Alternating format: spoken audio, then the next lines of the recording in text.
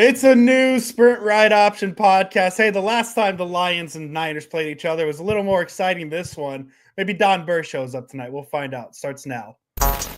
Welcome, everybody. We are live. My name is Jason Aponte. I am Andrew Pasquini. We're working. That's it. We're working over here. That's it. Let's go Niners. Let's go Niners. Sprint ride option podcast. My goodness, as 49ers Throwback says, thank you for tuning in, faithful. Make sure you smash that like button and subscribe. Happy Friday. It is a new Sprint Ride Option podcast. I am Andrew Pasquini, joined as always by Jason Aponte. And Jason, I've had mixed feelings about this Niners-Lions game coming up, to say the least, because I don't know how fun of a night it's going to be, but there is something in the back of my brain that says maybe, just maybe, the Niners will do it on Monday night. What do you think about that? Start early that the Niners might be okay Monday night. No, they're not going to be okay, but we will be okay. And I think that's the best part is I think that anyone who's watching this and listening to this, the 49ers won't be okay, but we're going to be okay. We have our sights set on the offseason, and I love what George Kittle said today about, yeah, I know they feel like they let one go to us and they probably want to beat us by 30. Good. I'm glad that you know that the Detroit Lions are going to fake fumble the football and throw passes to Penei Sewell and they want to embarrass you on Monday. So prepare for that at least. But we're going to be okay. Are the 49ers going to be okay? No, they're not. They're not. No, yeah. And that's Jason, thank you for starting with my biggest fear on Sunday. You mentioned Kittle saying it as well. It was my biggest fear going into it. Dan Campbell doesn't seem the type of guy to forget a game that happened in January. And he definitely seems like the type of guy who will do his best to make up for that loss, even though he cannot in a week 17 regular season game. But that's not going to stop him from trying. And there's a lot of concerns, but the biggest concern is the fact that this game is nationally televised. It's on ESPN. It's the standalone. And it's another one of these games where, I mentioned it with the Dolphins game last week, is at the start of the season, you're like, hey, late December, this might be a seeding game for both of these teams. Yep. Unfortunately for the 49ers, it's a seeding game for one of the two. It's a draft pick position. And the other thing is, it sucks about the draft pick position. Niners don't have much wiggle room because there's a lot of really, really bad teams in the NFL this year. I think I saw a thing that the Bears had 4 losses last year at this time, or 4 wins at this time last year, had like the 5th pick. And this year they have the 9th pick. Like, it's really bad. So it's going to be a night to happen. I'm not going to say night to remember Monday night. It's going to be a night to happen for the 49ers against the very good Lions team, who I guess in a way hurts the Niners.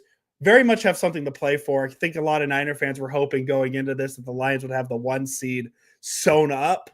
They do not. They still have to win football games. And I think kind of regardless of what happens Monday night, it's going to come down to Sunday or week 18 against the Vikings for the Lions. So the Lions have a lot to play for. The Niners do not. So Jason, where do you want to start with this wonderful game that'll happen Monday night? Well, I want to start with a motivational speech for the San Francisco 49ers. Look at me. Watch me. Look at my face. You are carrying the hopes of Minnesota Vikings fans everywhere. The Vikings fans are counting on you to either do one of 2 things. 1, outright win. 2, damage the Lions to a point that it will make the Week 18 game between the 2 teams, which, the schedule makers knew the script. My goodness, because this week, Minnesota faces Green Bay. I've got Minnesota in this game and former 49er legend Sam Darnold. I've got Detroit winning this game, which means we are going to go into this all-important Week 18 game with the same exact record.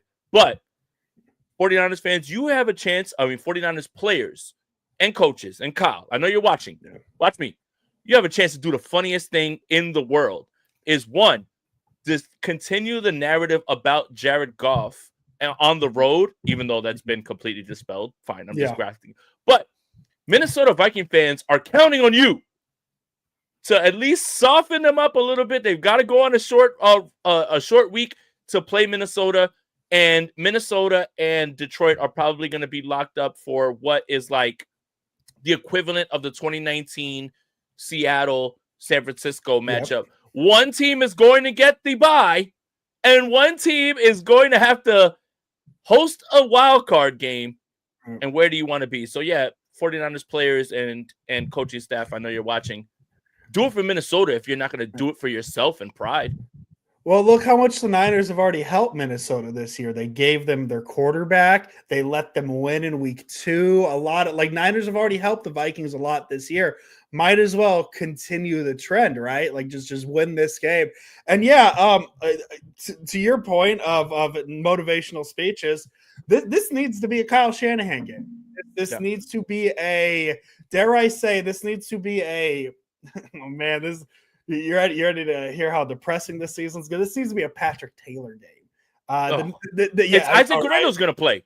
Guerendo's in? Guerendo's okay. Then it needs to be an Isaac Guerendo game because the Lions are very good in offense. The defense is very hurt. This is going to have to be a run the ball as much as you can. Keep the ball away from the Detroit Lions offense because that's really how they're going to hurt you.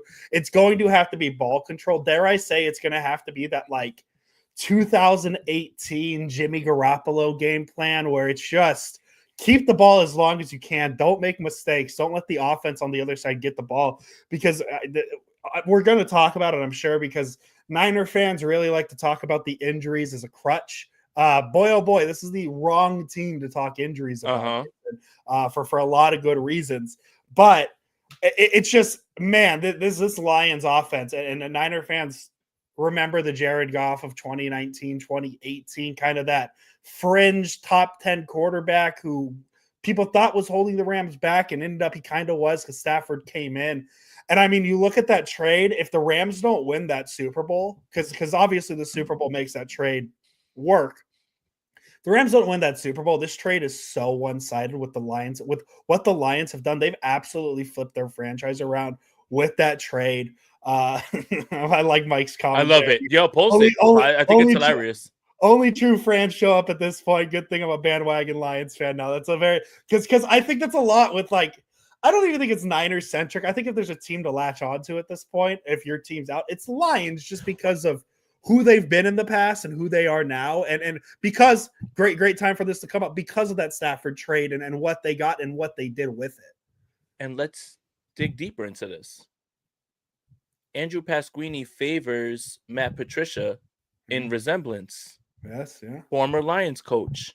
Yeah. One of our biggest super fan of this podcast. And you know what? I do think that we need to readjust the rankings when it comes to this that are not 49ers fans. You know, Jim Everett. Yeah. Marketing Pro. I believe Rod. Those are your resident Rams fans that pull up and pop this shit. Yeah. But Don Burr.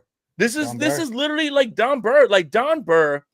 And what's funny about this podcast is when it started in 2020, we previewed games in this same exact way, in which it was just like, hey, how did the 49ers just even try to find a way to win this game? This season's been terrible. And then we turn the page to 2021, and week 1 is the Detroit Lions. Yep. And Andrew and I are elated to start talking about actual football and matchups. And then Don Burr etches himself into the I don't even know what to say. It's like the fan echelon of other fans that pull up, right? And then it would be the 49ers against the Seahawks preview, and Don Burr will pull up Detroit versus everybody. There's a lot that goes into this Lions game more than anything, and I think it started in 2021, and the 49ers were up how many points, and that game went all the way down. And again, Andrew Pasquini, I'm going to ask you this question, and I hope the chat knows the answer to this as well. Who was the first touchdown? Who scored the first touchdown in 2021 for the San Francisco 49ers? My God. Google it. We have to go back. No, yes. I know it's a trick one. I remember this. It's not a trick one. Was it Jarek? No. Jarek was not available in 2021. Remember, it was 2020 where he went crazy. No, because I remember this Lions game. This Lions game was crazy because the Niners jumped out to the bit. It was. That's Dawson, who it was. But Trey Lance to who? Oh, was it? Oh, it was was it Antonio Brown? It was training camp legend Trent Sherfield, the new Antonio Brown, simply because he knew he wore number 81. Dawson, half of it's right. Thank you for that. And that was during that weird, awkward time when the Oakland, the Raiders, whoever, whatever shit town they're from, they were experimenting with the half Trey, half Jimmy thing. And the first touchdown of the season against the Detroit Lions was a touchdown pass from Trey Lance to Trent Sherfield. Trent Sherfield is now a Minnesota Viking of all things, and Trey Lance is a water boy for the Dallas Cowboys. And damn, was that too far? 31-10 at halftime. Yeah, 31-10. What was the end of that game? 41-33, and I believe no reason that game should have ever got that close. And Detroit scored a touchdown. Or no, Detroit had the ball. Detroit had the ball with 52 seconds left, down to 8 points. Jimmy Garoppolo pass complete short left to Deebo Samuel for 11 yards. Samuel fumbles. Detroit had the ball at their own 30. Got down to San Francisco's 24-yard line. They were down 31-10 at halftime. Got 24 yards away for a chance to tie it with a 2-point conversion. That game was so crazy. Oh my God. Yes. And it was the Trey Lance to Trent Sherfield connection for the first touchdown. Man, we've been through a lot, and we've only been doing this for 5 years, man. Let's do this. Let's do this for a little longer. I have fun with this. So Dre Greenlaw interception return for a touchdown in this game. Raheem Mostert leaves the game, and we are introduced to rookie running back sensation Elijah Mitchell. And Elijah Mitchell sets the rookie record for the San Francisco 49ers in 2021 for rushing yards. So much to unpack in this game. So much carries, that was there. 104 yards and a touchdown. Mostert went down kind of quietly, too. He had the 2 carries. He had 10 yards or 20. Out for the year. 10 yards per carry. Out for the year on the second carry. And then Elijah Mitchell comes in. And wow, man. What Jermichael Hasty got a carry in this game? Oh my Patriots God. Mohamed Sanu, one reception for 7 yards. Remember that year when Jimmy Garoppolo went to the podium and they were asking him about Mohamed Sanu, and he was just like, he's looking fucking good. And I was just, and it's crazy to think that look, all we're doing right now is obviously we're going to talk about this game. And Andrew and I really have some interesting statistics to go through this game. And trust me, stay with us. All we're doing right now is we are recounting the Lions and 49ers rivalry. DK, my Dominican is showing up, like DK rivalry. In terms of that was the first time they played, and then we have the NFC Championship game, which we can. I really don't want to retouch on because I feel like I have the hot take that that's my favorite 49ers game of the Shanahan era. Like, I've never been more proud to be a 49ers fan than that game during the Shanahan era. I remember doing the instant reaction and like literally holding back tears because I couldn't even put into words what I just saw and how far down they were and how they wound up like going to the Super Bowl. But yeah, in 2021, that Lions game is probably one of the funniest games in the history of it. The onside kick goes and you give it back to them and they score again. And remember, there was this whole thing about, you got to take all the players out of the game. Yeah, there's only 53 men on the roster. You cannot substitute every single player for someone else. And then, unfortunately, Jason Verrett's like career essentially ended like that day. Like, I remember so much about that game, and I don't know why. I really don't know why. It was. I think just so much in it. It was the. I tried to get the Avenger season going because remember 2020 was revenge season, and then 2020 didn't go well, and so it was 20. So much juice into that game because I think so many people wanted the Niners to return to that Super Bowl form, and then that the entire first half of that game, they were beaten down on the Lions. And obviously then that was Dan Campbell's first game, which like synchronicities with the show. It's kind of funny how it's been, the process of Dan Campbell from we made fun of him on this show about the bite the kneecaps, how good can he be type thing. And then we get to the NFC Championship game preview, and we're talking about Dan Campbell, like up and coming coach. Is he going to be good enough to top Kyle Shanahan? He was for a half of that game. And now here we are, and Dan Campbell feels like an established coach in the NFL. So like we've seen so much of the Lions since that game, and it's kind of cool that we have that connection with Don Burr and who the Lions are today and where they've come, because it kind of started against the Niners. Is you saw Dan Campbell do the bite the kneecap bullshit in the offseason. Everybody made fun of him for it. And then game one of his tenure, it's 31-10. And the Lions work their way back and they lose that game. But that game was so much of what you see in Dan Campbell today that we got to see it the very first time. And now it's like, oh, all those things he said back then ended up being true. And we got a little taste of that in the very first game. And in that second half of who the Detroit Lions would grow up to become. And it's kind of cool, man. Like I know this isn't exactly how we wanted to preview this game. I think when we thought about this game at the start of the season, we wanted to be a potential NFC Championship game preview, but here we are now, and you got to give the Lions their flowers of where they've come from and to where they are now to be in this spot. I mean, two losses on a season is remarkable, especially considering the amount of injuries they have on defense. We'll get to that here in a second. But yeah, I mean, going from 2021 to now, what the Detroit Lions have become has been pretty fun to watch. Yeah, and I think what you realize with the Dan Campbell thing is what he was talking about was leader of men, right?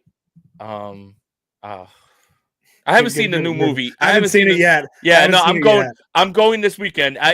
Hey, look, here's a good thing, 49ers fans and Andrew Pasquini. We're off on Sunday.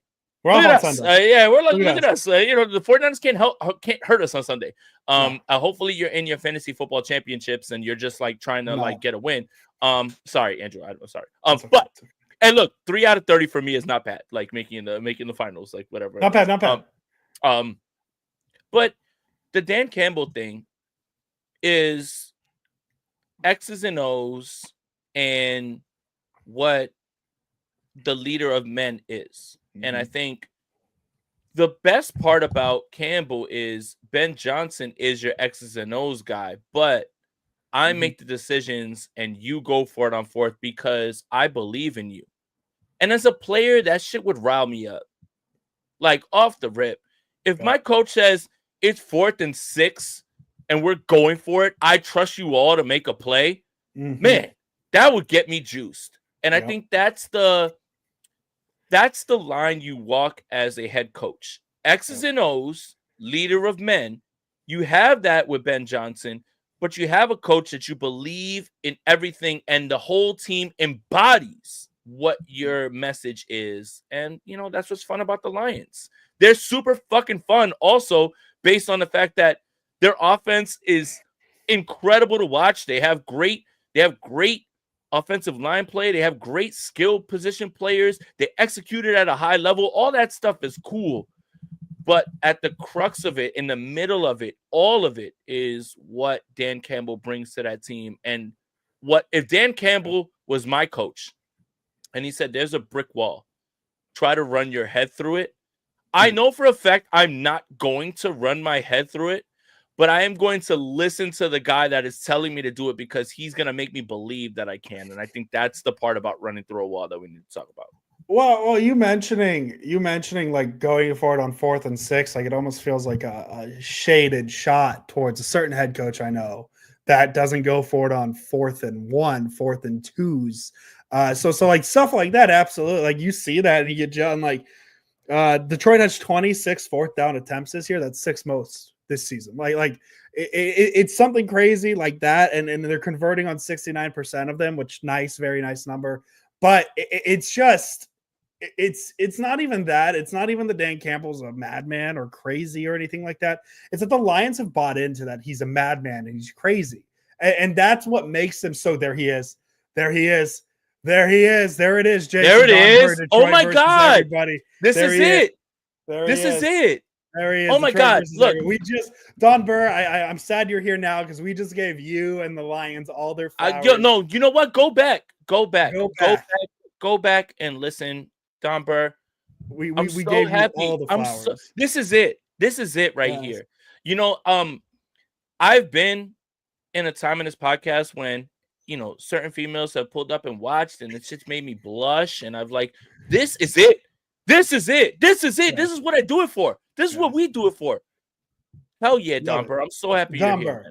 Hey, Don Burr, we're happy you're here too because it's been a lot of good Lions talk lately and more how the Niners are going to handle it as opposed to how the Niners are going to beat the Lions. So a lot of good Lions talk to be had here. So it's just happy you're here. As we said, go back a couple minutes. We gave you all the flowers. We gave you all the flowers, dude. Appreciate you. And also, real quick, I'm just gonna give you a little bit of shit. I was in Detroit for the draft, and I was asking. I sent the word out. I put the Raven out. I sent the word out.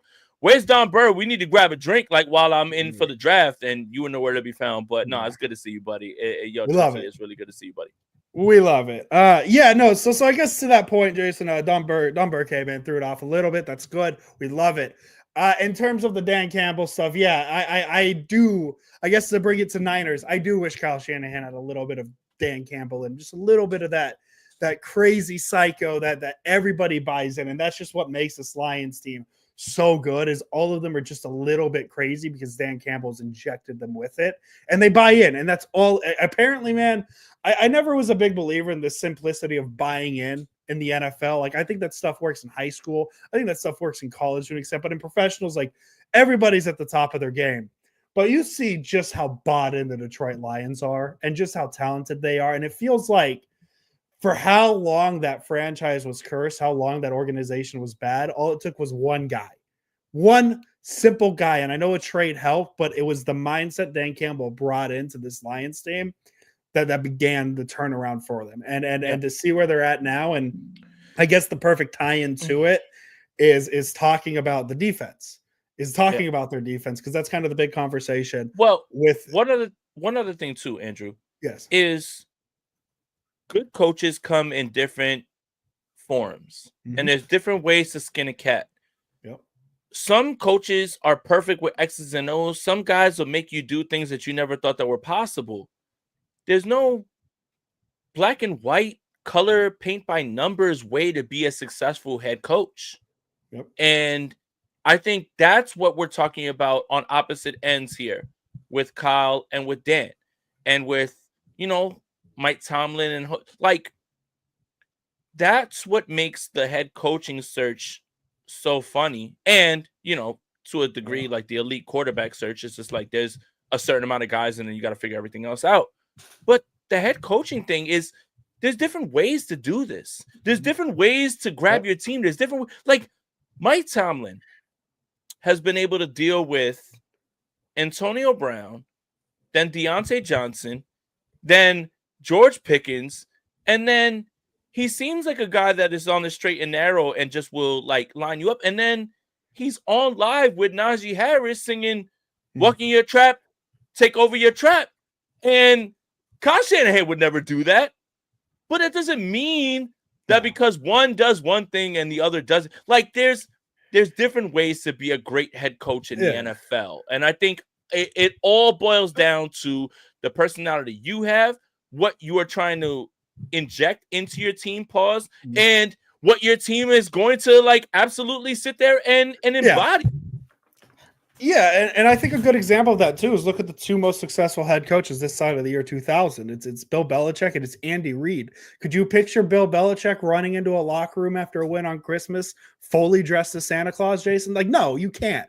Could you picture Bill Belichick singing "Walking Your Trap, Take Over Your Trap"? Like, or dancing like Mac Brown with North Carolina? Like, is that something? There's so many different ways to do it. Dan Campbell's a very good coach. Kyle Shanahan's a very good coach. Different ways to do it, but I wish Kyle had a little bit more Dan Campbell in him. Just the trust in his guys and all that stuff. That's all it is. Can I ask you a question? And we really need to get like you and I both researched all the things that we should be talking about. No, we do. We have good numbers and we have everything. But I want to ask you this question because it was asked to me yesterday on 49ers Talk. Do you think that the sideline coaching needs more energy? And I realize that it's not going to come from Kyle Shanahan. No. Right? Wilkes was never that guy. Sorensen's not going to be that guy. But do you feel like there's something missing because D'Amico was always hype, Robert Saleh was always hype, and there is a little something to the just one of the guys sentiment with the coaches? And do you feel like maybe, and obviously you and I both think that Sorensen are going to be here, is going to be here another year just based on what they've been saying and everything as well too. But is a little bit of that, like what you're saying with you wish that Kyle had more of that Dan Campbell, is a little bit of that energy missing just a little bit from this team? Like the juice, like when Azeez Al-Shaair runs back an interception to the 3, why is D'Amico Ryans the first one there to smack him on the helmet? And do you think this team is lacking that in 2020? Oh, definitely. I mean, not even just from the sidelines perspective, but on the field. I mean, I mentioned the Rams game, just how different the Niners defense felt with the presence of Dre Greenlaw. And we're not going to get that back this season. Ideally, he's back. I know he's a free agent, big decision. But I think in a way the Niners agree with that thought because, I mean, you remember what we were talking about last year at this time was whether Steve Wilkes should be on the sideline. And I know it's not a emotions thing with Steve Wilkes. It was never about emotions, but there is something about being on that sideline. Now, I don't know if it's as easy as a fix as, hey, bring back a Robert Saleh. I'm not saying that's what you're saying. I'm just saying that's probably what people perceive as the easiest fix to it. And real quick, you are operating under the assumption that Robert Saleh wants to return. Yes, exactly. Yes. That's So look, I just want to say this real quick, Andrew, and I'll let you get back. I'm sorry. If Robert Saleh becomes a defensive coordinator for somewhere else, don't perceive that as the 49ers didn't want him back. What makes you think he wants to come back? Yeah, no, and honestly, I don't know why he would leave Green Bay at this point. He's just a consultant right now. He's a consultant, but he's a consultant like Vic Fangio was. And then when a defensive coordinator job comes around, then Well, we'll see. We'll see what happens there. I think Green Bay's done pretty well with him just as a consultant and all that. But Green Bay's just been good in general. But yeah, I don't. Yeah, obviously, I'm not saying Saleh's coming back at all. That I don't think that's. I think that bridge is well. I'm at the point where I think Sorensen's going to be the DC next year, and I think that's just what it's going to be. Whether we like it or not, that's fine. I'm okay with it just for the continuity of it. But bringing a guy on TV that has never coached to be a DC, I vote Jordan Elliott from NBC. I vote Jordan Elliott too. I like that. Rich Madrid. No, he's not on TV. No. It's got to be a guy on TV. I acknowledge Jordan Elliott as our new defensive coordinator. Hey, Rich Madrid, not a TV guy. He's a podcast. He can be the consultant. He can be the Brandon Staley to Jordan Elliott's Nick Sorensen. I like that. No, so it's just yes, they need the energy guy on the sideline, but I don't think it's just as simple as that. I think there's a lot of it. I think on the field that juice has been missing. I think you can make the case for Dre Greenlaw.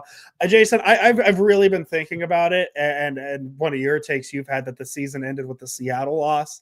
I really think that you can start the point that the season really ended when Ayuk went down with the injury. Just because I don't think the offense has ever recovered from that. I really don't. I really don't. I think that's the biggest thing to me this season. The more I've reflected on the season, and the Seattle game sucked. I think the worst part about the Seattle game for me, though, Jason, was walking out of Levi Stadium and the amount of people that were saying, "Oh, well, at least the Chiefs lost," and it's like, no, there is no at least in that. The Chiefs have nothing to do with us. The season's over.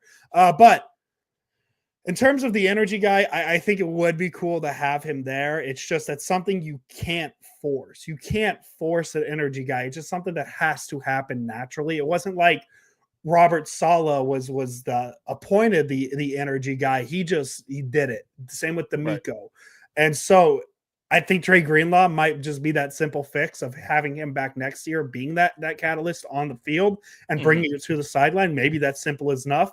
But in terms of the coaching, no, I think it was cool to have with Saleh and Ryans, but I don't think we need that necessarily. Andrew Pasquini, I think you have just dropped a bomb on me, and you're not the Gap Band, by the way. Okay. They sing "Drop the Bomb" on me. By the way. Because today I had a bomb dropped on me, and now it's starting to make sense. Okay. According to Pro Football Focus's separation percentage, which is set up by how often a receiver beats coverage to get open rather than when you catch a 6-yard pass on 3rd and 15 and the entire defense is far back and they just tackle you. That's not you getting open, right? This is you beating. Okay. Brandon Ayuk still today on December 27th ranks number 12 in the NFL, minimum 90 opportunities to run routes with 65.38% separation. On 104 opportunities, 68 snaps were separating. And you know what's funny about that? Is we all thought it was the Seattle game. We didn't realize whatever it was. And it was such a large discussion. Brandon Ayuk's not getting open. He's not getting separation. That's why you pay the young man to get open and be that open. So I'm glad you brought that up. Yeah. Because for him to still be number 12 on December 27th, and he hasn't played since God knows when. It throws a monkey wrench into so many narratives, and well, you shouldn't have paid Ayuk. And you sure? Because I just want to talk about it. That's all. That's all that's there.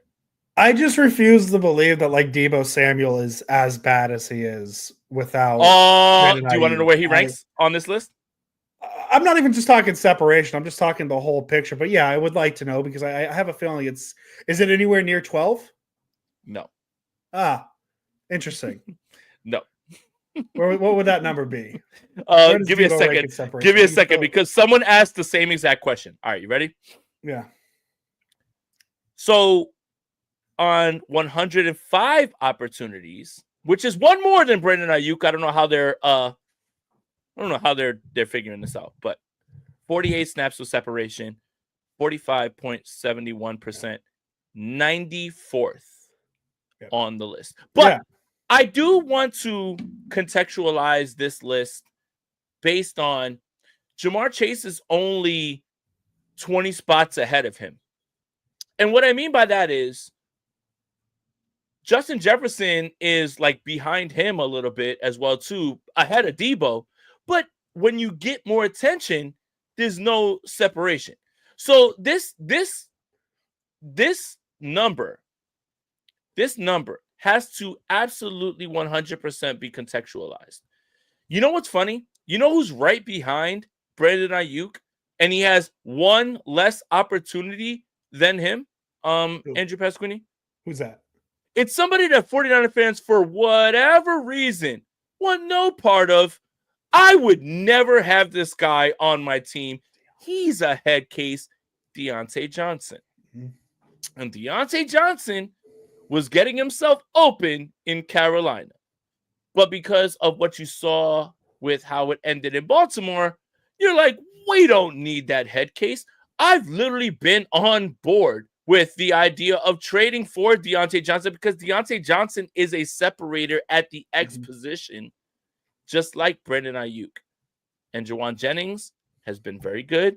Yep. George Kittle is the best tight end in the world. Deebo Samuel is still Deebo Samuel, when he wants to be. But the idea that you want no part of Deontay Johnson is just, it's baffling. It's just a little bit baffling in my opinion. And now there's the potential of seeing Deontay Johnson do things in Baltimore in the playoffs and seeing what that. No, well, he's now a Houston Texan. Is that where? I thought it was. Did I misread something? Baltimore waived him. He waived, and I thought I was giving like the 100 easy take is like, oh, the Chiefs are going to sign him and he's going to be great for them. But I forgot they got Hollywood Brown back with Xavier Worthy and DeAndre Hopkins, so they're fine. But he's a Houston Texan, and he was not available this week against Baltimore. No, the coolest thing the Texans could have ever done was just activate him to catch a touchdown, against the Baltimore Ravens for a revenge game touchdown, but they didn't. But yeah, like my point is we have overlooked what Brandon Ayuk brought to this offense. We have overlooked what Brandon Ayuk is for this offense and for Brock and for everyone. And it was based on, well, he's just not producing like the guys with the money. Just get yourself open.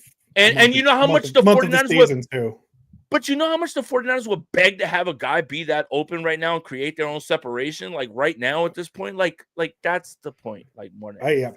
Yeah, no, and just so much changes this season with Brandon Ayuk. I refuse to believe Purdy looks this way. I refuse to believe that I would even say the run game is better than what it is with Ayuk, even without McCaffrey, just because you have that threat. But Jason, we've gone on a little bit of a tangent here on Brandon Ayuk. We got some numbers. You want to? I'll save some of mine for NinersNation.com. I do have one I want to talk about here. I'll let you throw out some numbers that you had, just kind of let you touch on those, and we'll talk about those. And I got one number that really stood out to me as I was looking at mine. But what do you got today? What I have is the difference in between the Lions offense in 2023 and the 49ers offense in 2024. So just walk with me real quick. And I understand I am going to use some advanced nerd stats, but this is really, really, really interesting, in my opinion. And I hope you find it as interesting.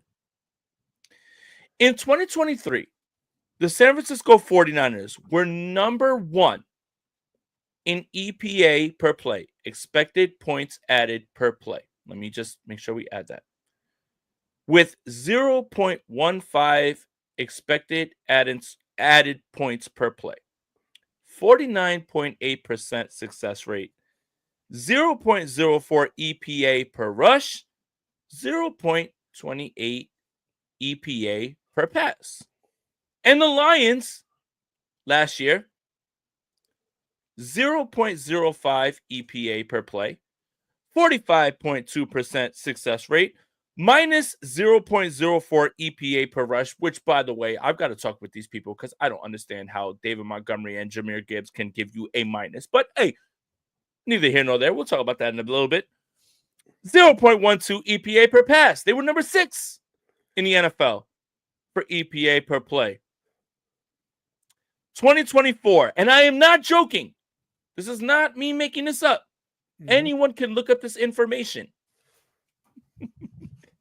The Lions are number 3 in the NFL with EPA per play, with 0.15 EPA per play, same as the 49ers last season. 49% success rate. The 49ers were 49.8% success rate. I'm laughing because I can't even believe the correlation. I can't even believe this is something I was able to pull up. Minus 0. Oh, no. I'm sorry. 0.02 EPA per rush. So they're doing better this season. And 0.28 EPA per pass. Exactly what the 49ers did in those areas. Now, if you really want to laugh, here's your laugh. The San Francisco 49ers are number 11 in 2024. And by the way, the only reason the Lions are not number 1 is because the Baltimore Ravens are having a season that no one's ever seen in the history of football. No, or Jason, Lamar's not MVP though. Yeah. I mean, who would want Lamar Jackson as their quarterback? I sure wouldn't. They are at 0.2 EPA per play. That's the reason the Lions are number 3. The same rate in EPA per play that the Lions were in, the 49ers were number 1 last year. They're number 3. But listen to this. It gets even funnier. The San Francisco 49ers are 0.05 EPA per play, tied with the Lions from last season for the same amount. The Lions were number 6. The San Francisco 49ers are number 11. 44.6% success rate. Last year, the Lions, 45.2. Negative 0.01 EPA per rush. That is actually better than the Lions running the football last season. And 0.10 0 EPA per pass. Andrew, I don't know what this means. It may not mean anything, but it's just hilarious to me to see how quickly both these teams have flip-flopped and where you are. The Lions are doing the same exact thing the San Francisco 49ers did last season in the number 3, only because Baltimore and Buffalo are ahead of you because they're incredible. And the Niners are doing the same exact thing the Lions are doing essentially on offense and at number 11 and are eliminated from playoff contention. That number and that correlation is insane to me.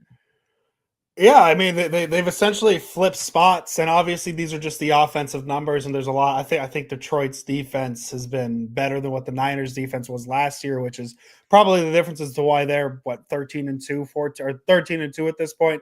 Niners were never 13-2 last year after a 3-game losing streak in the middle of the season. But it's just, I guess the best way to put it, Jason, and it's just a lot of these numbers suggest it, no matter how we can say it, but the Lions are just good. And that's what this number tells me, because out of all the years the Niners have had Kyle Shanahan, last year was far and away the best offensive season the Niners have had. And these numbers show that the Lions are replicating that. With Jared Goff, with David Montgomery, I know he's out, with Gibbs, with Monroe, with all these talented players, and they are doing it with a better defense than what the Niners had last season. On paper, obviously, injuries have changed things and they're hurt, but where the Lions defense was at this point was better than where the Niners defense ever was. And these numbers just show you how good the Lions essentially took the Niners offense from last season and have a better defense through how many ever games it's been because of Dan Campbell and Ben Johnson and what they've done. So it's just a very talented team, and EPA, it's a good number. I like EPA. It's something I'm still learning a little bit, but it's a good.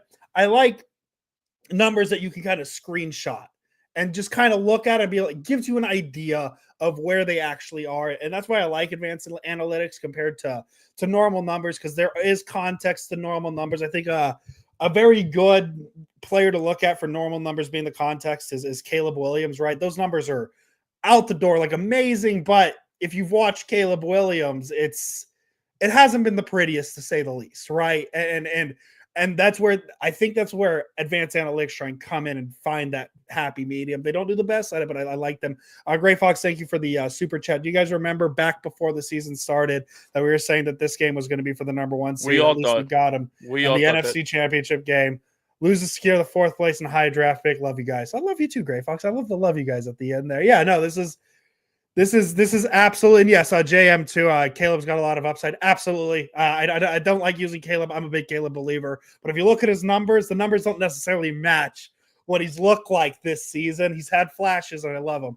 But yes, this game, Gray Fox, absolutely felt like a number 1 seed at the start of the season, and in a way, it still kind of is. It is going to be for the 1 seed, just for one of the 2 teams, unfortunately. But Jason, you want to go back with your EPA? I think I touched on it pretty good. See what else you got. Yeah, I've got the Lions defense, and I'm glad that Kawich Poto, I just want to make sure I say it right. Says Lions defense is worse. Okay. So last season, the Lions were 18 with minus 0.30 EPA per play allowed. 42.5 success rate, minus 0.12 EPA per rush, 0.02 EPA per pass. That's 18th. This season, they are 5th. Their defense has improved.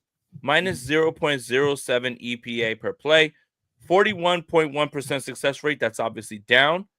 Minus 0.05 EPA per rush. And when you're in the positive on defense, that's not good. Mm-hmm. But the Lions are better, minus 0.09 EPA per pass. Now, let's contextualize these numbers because I think that's important.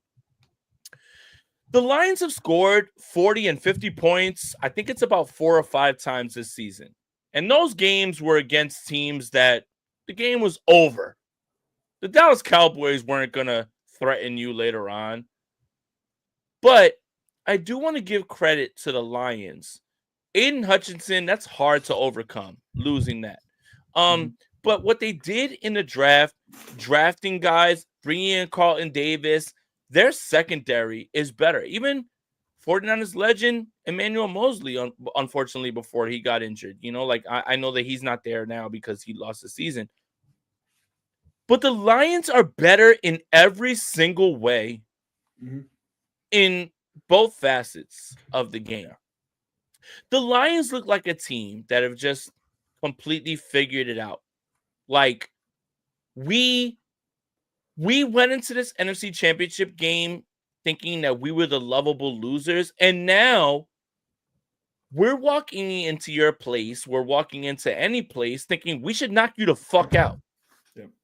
So they lose the game to the Buffalo Bills. I think the time before that, the last game they lost was on September 15th against the Tampa Bay Bucks, which is crazy because I think if we ran that game back, I don't think it would be anywhere near close. No. But the Lions have just improved in every facet. And you're watching a team that you are familiar with watching because your San Francisco 49ers have been that team that has been kind of pushing. And, wait till next year. Wait till we see you again. And then now you're the big bad bullies on the block. And the Lions are that.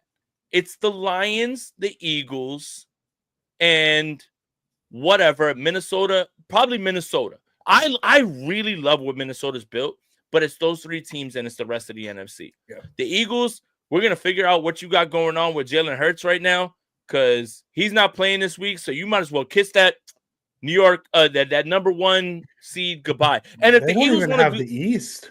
No, but the thing is if the Eagles want to do the funniest thing in the history of the world, here's what they do.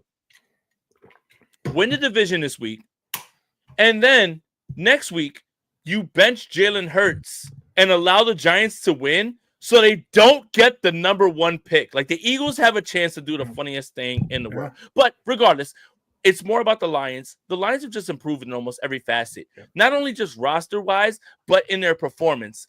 The two of the hottest names that are going to be out there for head coaching jobs, Ben Johnson, Aaron Glenn. Both of those guys are going to be on the tip of everyone's tongue when it comes to head coaching positions.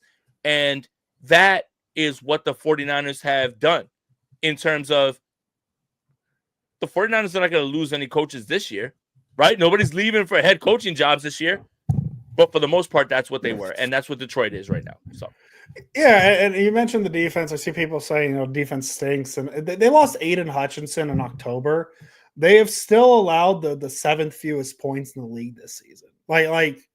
They're holding on despite, and I'm going to just go through, since Aiden Hutchinson went down, they allowed 29 to the Vikings, 14 to the Titans, 14 to the Packers, 23 to the Texans, 6 to the Jags, 6 to the Colts, 20 to the Bears, 31 to the Packers, 48 to the Bills. That's obviously the standout, but that's the Bills. Like, they almost won that game too, 48-42, and then 17 points to the Bears last week. It's been amazing. Jason, the number that really contextualizes it is on defense. Obviously, the Lions had 11 week one starters. That's how football works, 11 players on both sides of the ball. Does it? 6 players that started week one on defense are on injured reserve right now. Aiden Hutchinson, McNeil, Pecco, Barnes, Anzalone, Carlton Davis. That doesn't even include Ennis Rakestraw, rookie, and Malcolm Rodriguez. They didn't start week one. They're also on injured reserve. 19 players on injured reserve as well. To put it in context, the Niners, who have been very hurt this season, two starters from week one on defense currently on injured reserve.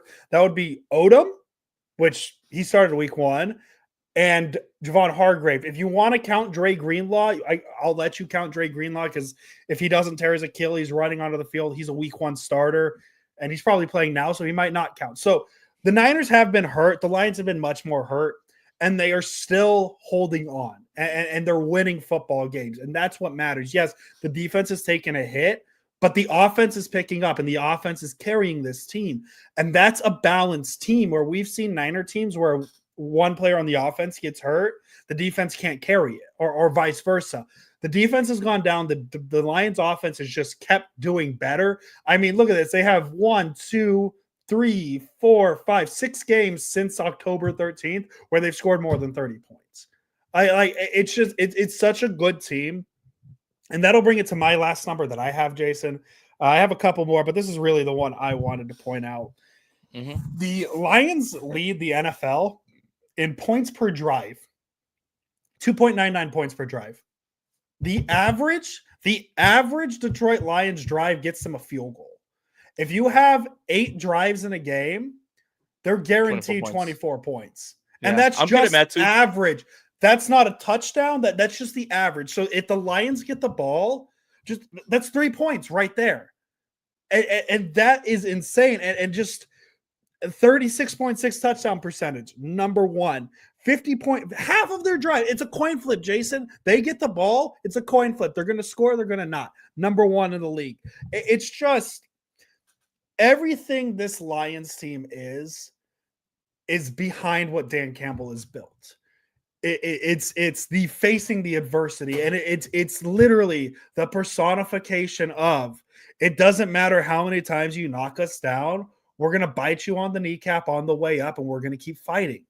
And that's literally what this fucking Lions team is. That thing that annoyed us 4 years ago is what Dan Campbell has turned this Lions team into, and that is why they are the best team in the NFC and potentially the best team in the NFL because of what Dan Campbell has built. And I know injuries might throw it off, the Bills, the Ravens, and all that stuff.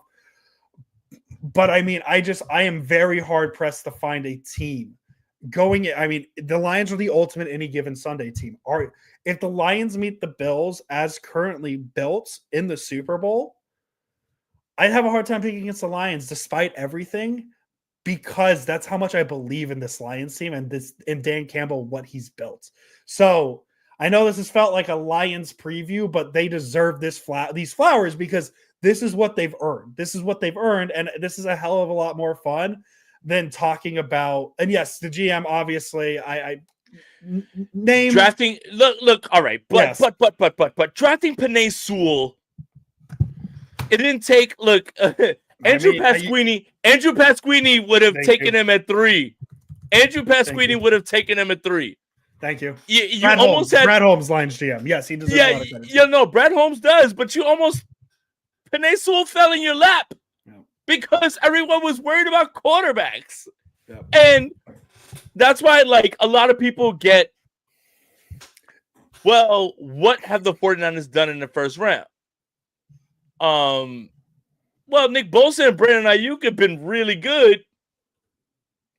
But Bosa fell in your lap because Arizona decided to take a quarterback. And they already had Decker. They already had like guys that like on this line, like they already had those dudes. So it's just funny because the whole like, have you been good in the first round? If I was a GM of any team and my team had the number 2 pick and Kyler Murray and Nick Bosa are on the board and someone takes Kyler Murray, I'm going to say, well, this isn't much of a decision. Here's Nick Bosa. Oh, yeah. And with Brad Holmes, Penei fell to him. Mm-hmm. And all right, think about this. What if the Bengals took Penei Sewell instead of Jamar Chase? Mm-hmm. Where would they be? Right? Like, so this is the part about the draft that's really funny. Like when it comes to like going through it. And just going through who and what the Lions have done and what they've done well is they built in the trenches.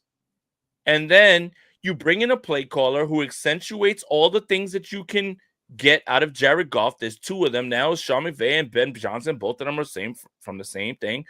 And you get Amon-Ra St. Brown in later on when he literally has a list of all the guys you took over. You signed Montgomery, you bring in Jahmyr Gibbs, you end up with Sam Laporta. Like, God, like, they've done an insane job. I mean, Jack Campbell, too. Drafting. Yeah, and we laughed at that, and we also laughed a at that trade linebacker in the first round, and we laughed at it. Yeah. We laughed at it because we were just like, "What are you doing?" So yeah, but then they end up with Aiden Hutchinson at number 1. Yeah, two. My bad. Two. Because Trayvon Walker. You remember Trey? No. Oops, that's a bad one. Who is it? It's no, it is. Is it? It is. Yeah. Trayvon Walker, Yeah. Jaguars. Yeah. The Jaguars. The Jaguars had the number 1 pick. The Lions had the number 2 pick. So, like, all right, look, I want to give flowers to them drafting well, but I also want to point out the fact that Penei Sewell fell in their lap, and Aiden Hutchinson fell in their lap. And not to take away, and me giving Dan Campbell that much credit, like that's not taking away from Brad Holmes because he's absolute. But if you were to ask right now, and if you include the players, who the face of the Detroit Lions is, I think Dan Campbell's the answer. I know Jared Goff's the quarterback, and the Jared Goff chance, Jahmyr Gibbs, all the talented players, but like the face of the Lions is Dan Campbell, and that's what I mean. Brad Holmes deserves a ton of credit for what he's built, but how many times have we seen very talented teams be built and the coaching just doesn't work? And I mean, we know it with the pre-Harbaugh Niner teams. Those were some very good football teams in terms of talent. It's just Mike Singletary and Mike Nolan weren't very good coaches to run those teams. It needs to be a balance. The Lions have found it with Brad Holmes being good and Dan Campbell being good, and that's just where they are. So, Jason, a lot in this episode. The Lions are very good. We got some underdog numbers that we're going to do right now, right? They might not even be out Monday night. We got underdog numbers. I'm gonna look them up right now, but we're gonna see if we got some underdog numbers, and if we don't have underdog numbers with the game being on Monday night, a good time just in general to plug promo code Aponte. They'll match your first deposit up to $1,000. We got some numbers. So Jason Aponte is going to give you his Niners Lions underdog picks. I got Jahmyr Gibbs over 28.5 higher. Over 28.5 rushing yards. I think that's pretty simple as well, too, in this. I've got George Kittle over 29.5 first receiving yards, first half receiving yards. That's higher. My bad. Not over, higher. I have to use the correct terminology for underdog. Promo code Aponte. Shout out to them for cutting the check. I don't see Brock Purdy's rushing yards here. And I think they're getting here we go. 21.5. I am going to go lower in this game.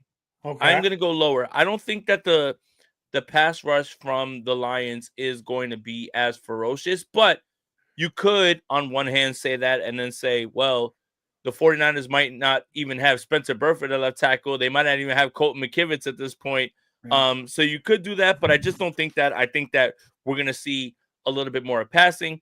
Juwan Jennings higher, 64.5 receiving yards, and I want my flowers a little bit for Deebo Samuel last week. I don't want to hear like, oh, I didn't put the money up on Deebo when finally I went back to him and he worked, but I'm not going back to him this week. That's all I was just saying that for. But I've got Isaac Guerrero over higher a rushing and receiving touchdown. So those are your picks. Jahmyr Gibbs, 28.5 higher receiving yards. George Kittle, 29.5 higher first half receiving yards. Brock Purdy, lower, 21.5 rushing yards. Higher, Juwan Jennings, 64.5 receiving yards. And higher, Isaac Guerrero, rushing, receiving touchdown. So essentially, he's going to score a touchdown. Make sure you use promo code Aponte to double your first deposit up to $1,000. And if you spent $20 on what I just laid out, you would win $400. We love it. We love it, Jason. We love the picks. Promo code Aponte. First deposit up to $1,000. They will match. Go win some money. Niners aren't winning very much, but you can go win yourself watching the 49ers. So when you save some Christmas money. Yeah, Christmas. Exactly. Don't tell my grandma what I use her Christmas money for. She probably wouldn't be very proud of me. But that's okay. Jason Aponte, Niners, Lions, Monday Night Football. Game that had a lot of juice in the regular season. We're not that excited about it. Predictions. I am going to go Lions 31, Niners 20. I want to believe the Niners can get this done. I don't think they will. I do feel like this is a very big game for Sorensen. I know a lot of people are down on him. I think he's been improving every week. Last week, kind of fell back. Miami got that late touchdown and make that score a little off. But this is the real test. This is the best offense you're going to face all season. I know they just played the Bills and they just gave up a bajillion points to the Bills. But the Lions offense just overall, I think pound for pound is better than what Buffalo is going to offer. It's not going to snow in San Francisco or Santa Clara, not that I'm aware of. I don't think it really snows there too often. So I like the Niners defense a little better against the Lions than I do the Bills. But I still think the Lions put up 31 points. Probably not going to be the most successful game for Sorensen and the Niners defense. But things are getting there for the defense. It's just the Lions are very good. 38-21 Lions. I expect the Lions to literally go for every single fourth down to try to score as many touchdowns as possible. They feel hurt. They feel really, really bad about what happened. And the 49ers are just not equipped to deal with that. I think based on just their mentality this season and who's available, 38-21, I think the 49ers get some garbage time touchdowns, which will help you fantasy players. If you have Juwan Jennings, George Kittle, Isaac Guerrero, Brock Purdy in your or Deebo Samuel, if you somehow made it to the finals with Deebo Samuel on your team, I think there'll be garbage time points to be had. But I'm afraid to watch this game on Monday. I'm only happy that Carrie Underwood's not going to sing the song going into the game. But I don't really see the 49ers like having too much to do with the Lions right now at this point. And I think the Lions really the Lions have to win this game first of all. But the Lions also are going to come out here and try to prove a point. And if you don't believe me, listen to what George Kittle said about, I know they want to beat us by 30. Yeah.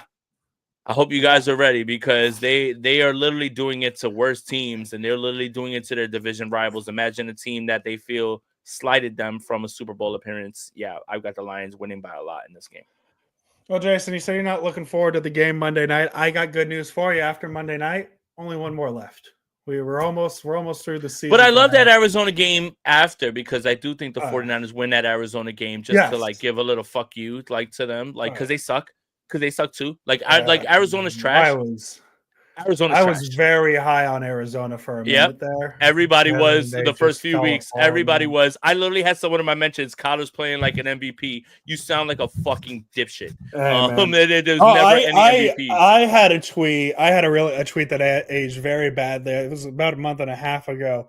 I tweeted something like, "It really sucks that Russell Wilson and Pete Carroll left the NFC West just in time for Kyler Murray and Marvin Harrison to join it." And that hasn't aged very well now, has it, Jason? No, the Cardinals fucking suck. And it doesn't matter. And you know what's crazy? It's just like the Cardinals, right? Yeah. Marvin Harrison is deemed a generational wide receiver. And this young man doesn't even run routes as hard as he can. And it's just so Cardinals to get the guy that you believe is the most generational guy. Yeah, I think the Niners next week, and I'm already standing on it. I don't care what happens in this game because I already believe the 49ers are going to lose.